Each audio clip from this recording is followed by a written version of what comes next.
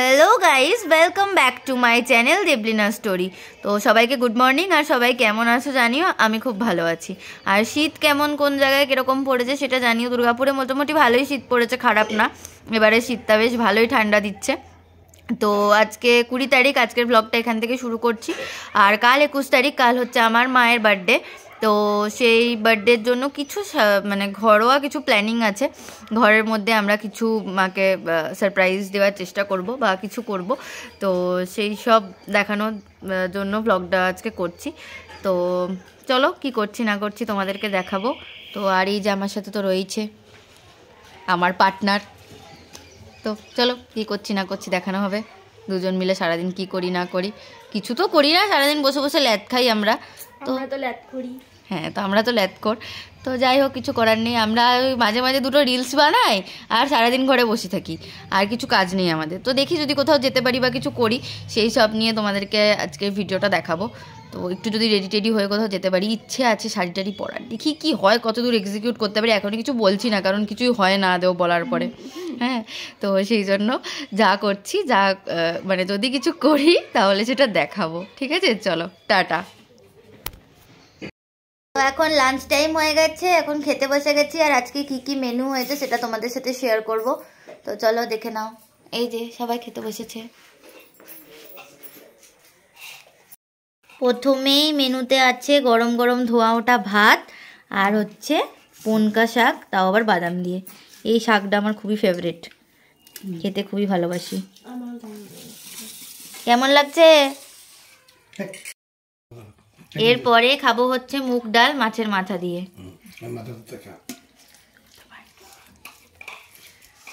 কেমন লাগছে ভাই? সোনাই কেমন? আজকে প্রত্যেকটা খাবারই আমার প্রিয়। এরপরে আবার মাছের মাথা দিয়ে বাঁধাকপির তরকারি চলে এলো। তো এই যে এটাই হচ্ছে আজকের মেনু। প্রত্যেকটা খাবারই আমার খুব প্রিয়, মাছই আমার প্রিয় খাবার। তো চলো এরপর কি না হচ্ছে দেখাচ্ছি। টমেটো সবকিছু দিয়ে আলু দিয়ে টক বানানো হয়েছে।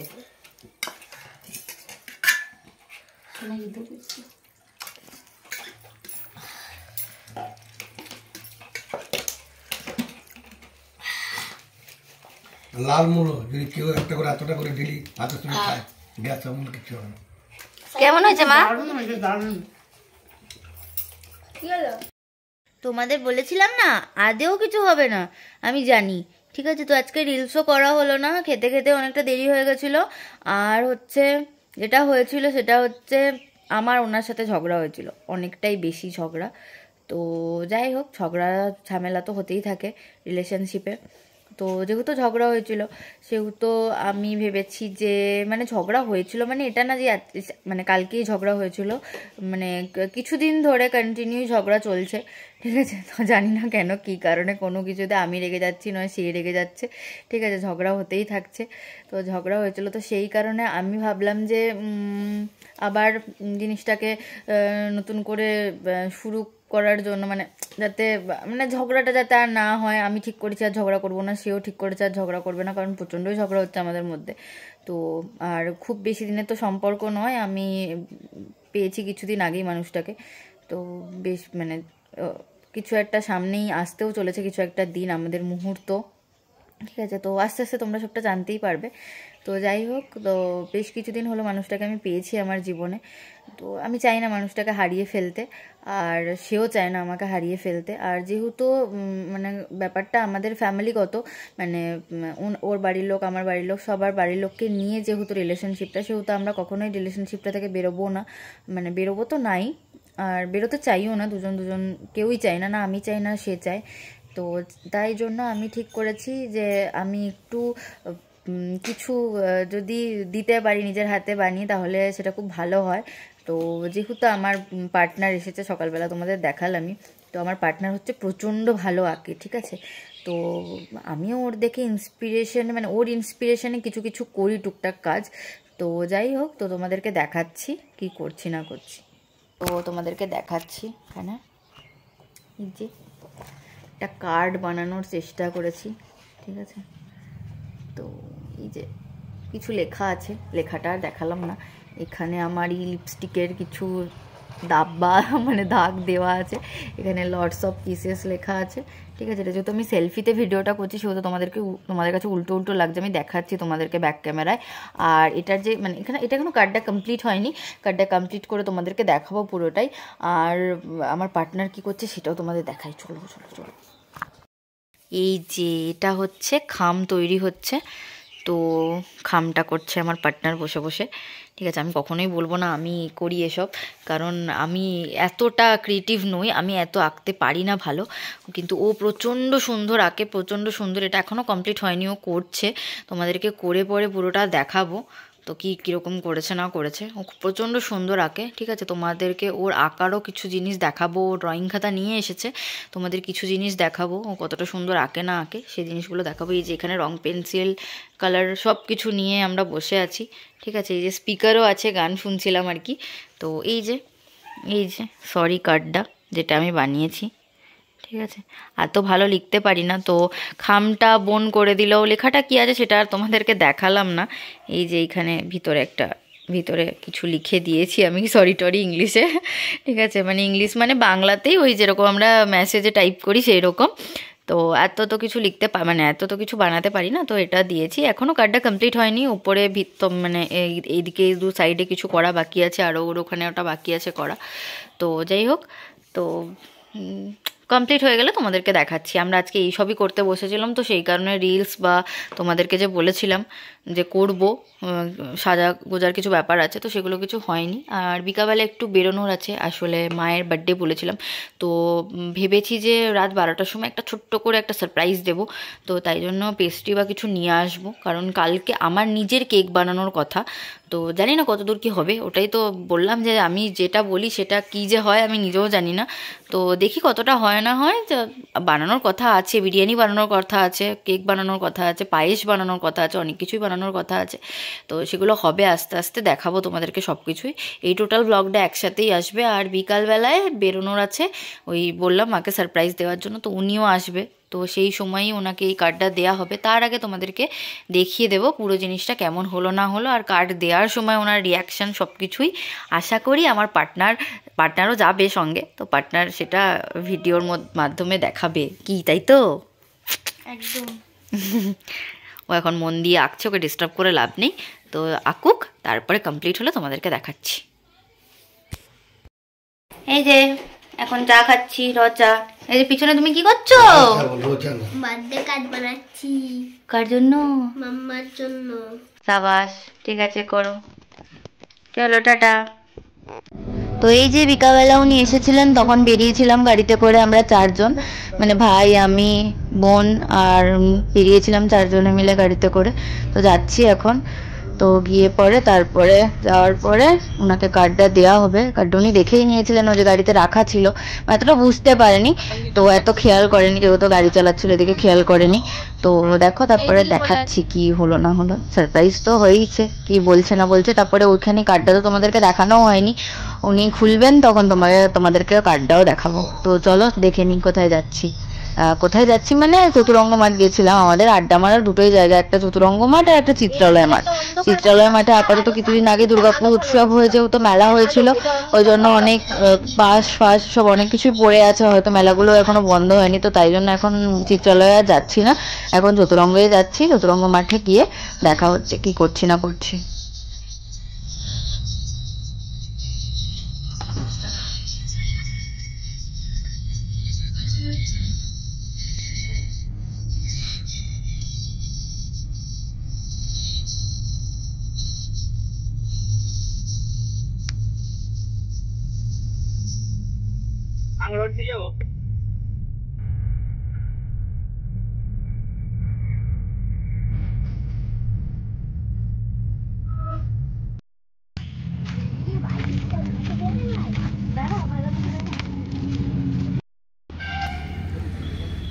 হ্যাঁ, এত ঝগড়া করো আমার সঙ্গে, এই না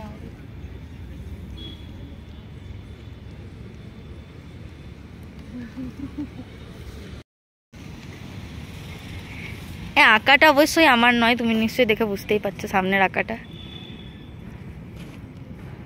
কিন্তু ভিতরেরটা পুরোপুরি ওর করা।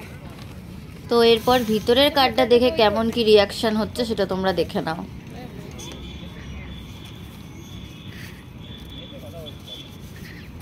কার্ডটা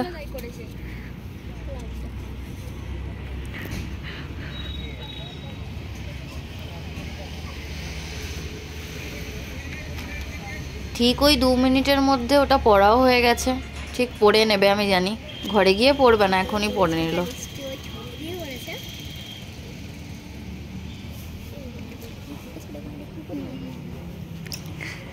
I love you too, জগরুটি। কেমন লাগলো? সামনের আঁকাটা অবশ্যই আমার নয়, তাকেও কিছু বলো সামনের আঁকাটা যে এঁকেছে তার জন্য। চুমু দিতে পারবো না, থ্যাংক ইউ। সামনের আঁকাটা খুব সুন্দর হয়েছে, সব থেকে সুন্দর ওটাই। সবকটাই সুন্দর হয়েছে। এটা ঠিক তোমার মতো দেখতে। এই আমি এত মোটা নই। ওটা করবি সেম তোর দিদির হাতটা এত মোটা। দিদিকে বলেছি, আমি তোমাকে বললাম। না না, তুই আগে দেখ দিদির হাতটা এত মোটা, তুই ভালো করে দেখ। ছবি দেখে করেছো। কার ছবি? তোমাকে দেখতে তো ভালো লাগছে, ওটা তুমি তুমি লাগছে। রসগোল্লা রসগোল্লা, হ্যাঁ একটা গোল করেছিস না।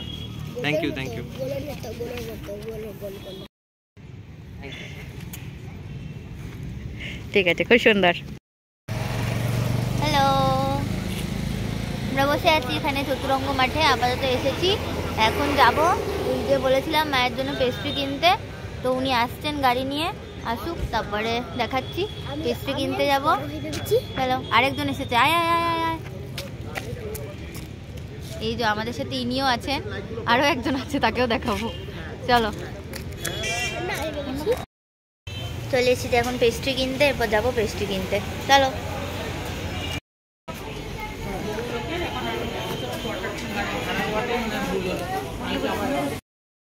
হ্যালো গাইস, এখন রাত হয়ে গেছে আর আমাদের ডিনার হয়ে গেছে। আমরা শুয়ে পড়বো। এই যে বিছানা ফিছানা সব রেডি। ওরা তো দুজনা কম্বলও গায়ে নিয়ে নিয়েছে, রেডি হয়ে গেছে। ব্ল্যাঙ্কেট ফ্ল্যাঙ্কেট গায়ে নিয়ে সব শীতের মধ্যে রেডি। এবারে একটা কাজ আছে, যেটা হচ্ছে আমরা এখন শুয়ে পড়ার পরে 12টা যেই বাজবে আমরা মাকে সারপ্রাইজ দেব। তখন আবার ভিডিও ক্লিপটা অন করব, দিয়ে তোমাদের দেখাবো, সেটা সেট করব তখন। এখনের জন্য good night, tata. Happy birthday to you, happy.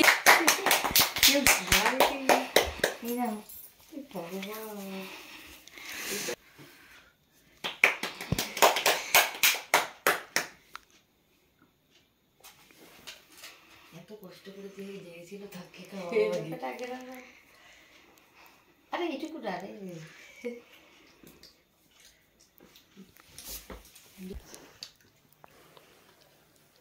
তুমি খাও।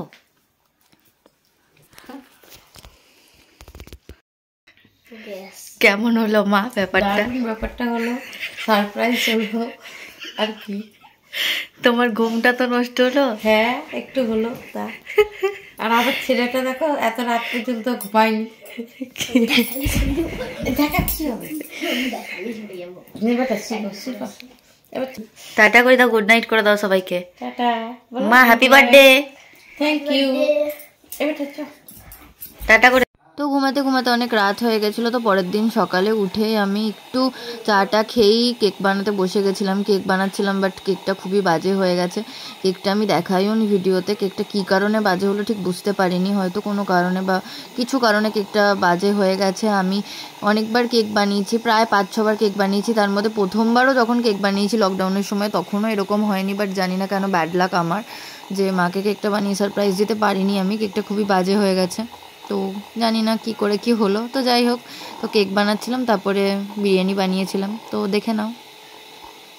তবে কেকটা হচ্ছে বেকিংয়ের জন্য, তো আগে দেখালাম। আমি ততক্ষণ প্রিপারেশনটা করছিলাম, আর এখন যাবে বেকিংয়ের জন্য। তো আমার কাছে যেহেতু কেক টিন নেই, সেহেতু কেক টিনের দরকার নেই। কেক টিন ছাড়াও যে কোনো অ্যালুমিনিয়ামের পাত্রে হয়ে যাবে। তো আমি অ্যালুমিনিয়ামের পাত্রেই করি। তো এই যে তৈরি হয়ে গেছে। এবার তো এখানে কেকটা ঢালছিলাম, অয়েল ব্রাশ করেছিলাম, ঠিকঠাক করে সব কিছুই হয়েছিল সুন্দর, বাট কেন জানি না কেকটা খারাপ হয়ে গেছে। তো যাই হোক, আবার মানে আমি ট্রাই করব মাকে কেকটা বানিয়ে 2-3 দিন পর বা কোনো সময় যখন আমার মুড ঠিক হবে। আমার খুবই মুড খারাপ হয়ে গেছিলো কেকটা, যেহেতু মাকে বানিয়ে দিতে পারিনি, খুবই কষ্ট পেয়েছিলাম। তো যাই হোক, আবার দেব মাকে কেকটা বানিয়ে। তো তখন আরেকবার তোমাদেরকে ভিডিও বা ফটোর মাধ্যমে ক্লিপ নিয়ে কোনো ভিডিওর সঙ্গে দেখিয়ে দেব। দেখি কবে বানাই, কোনো ঠিক নেই। যাই হোক, কি হলো জানি না, বলতে পারবো না। মানে যাই হয়েছে তার জন্য আমার মুডটা খুব খারাপ হয়ে গেছে। তো এরপর বিরিয়ানি বানাবো, তো তারপরে মাকে পায়েস খাইয়ে দেবো, সেই ক্লিপগুলো অ্যাড করছি, তোমরা দেখে নাও।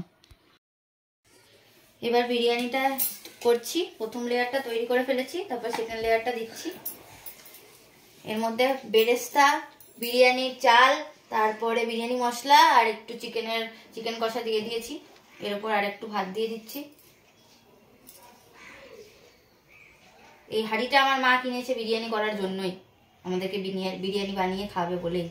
তো আজকে মায়ের বার্থডে, ওই জন্য স্পেশালি মাকে আমি একটু বানিয়ে খাওয়াচ্ছি।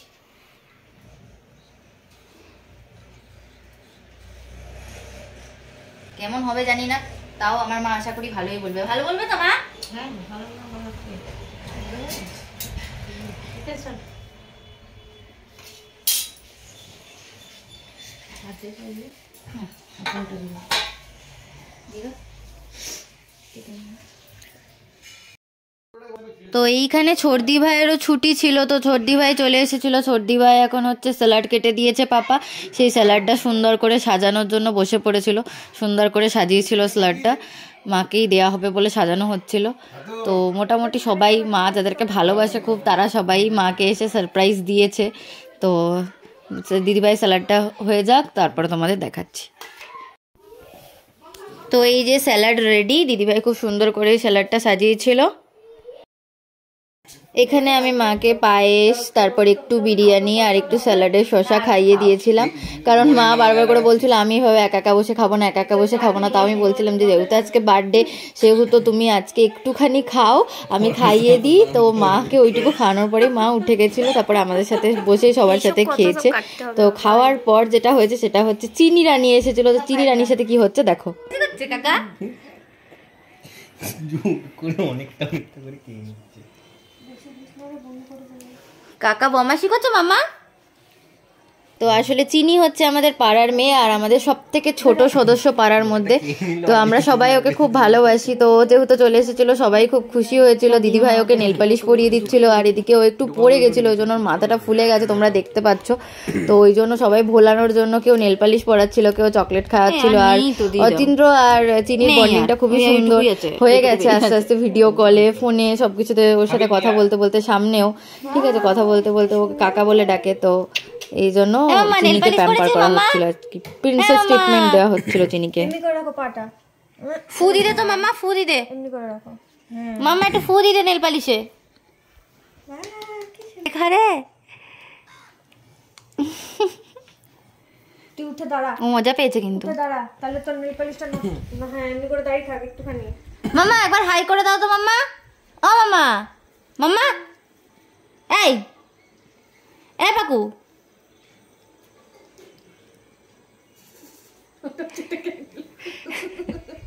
পাকু একবার হাই করে দে তো। এ বেবি তুই দাঁড়িয়ে যে কোনটা দেখছ।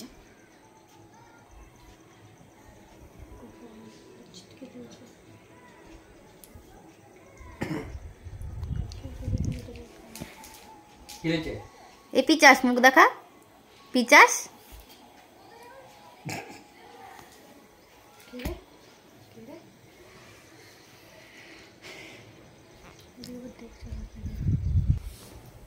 এরকম কর।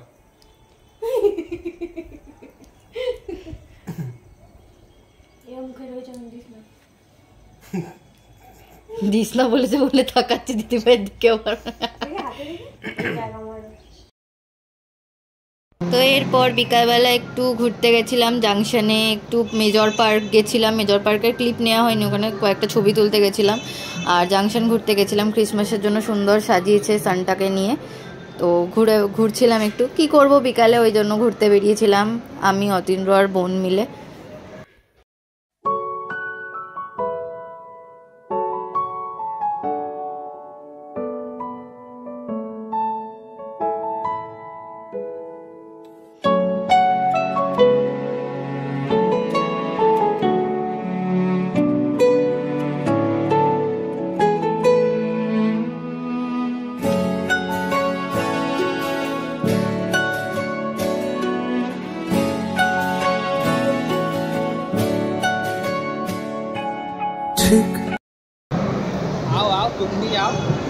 তো ভিডিওটা এখানে এন্ড করে দিচ্ছি, সবাই like comment share and subscribe করে দিও। টাটা।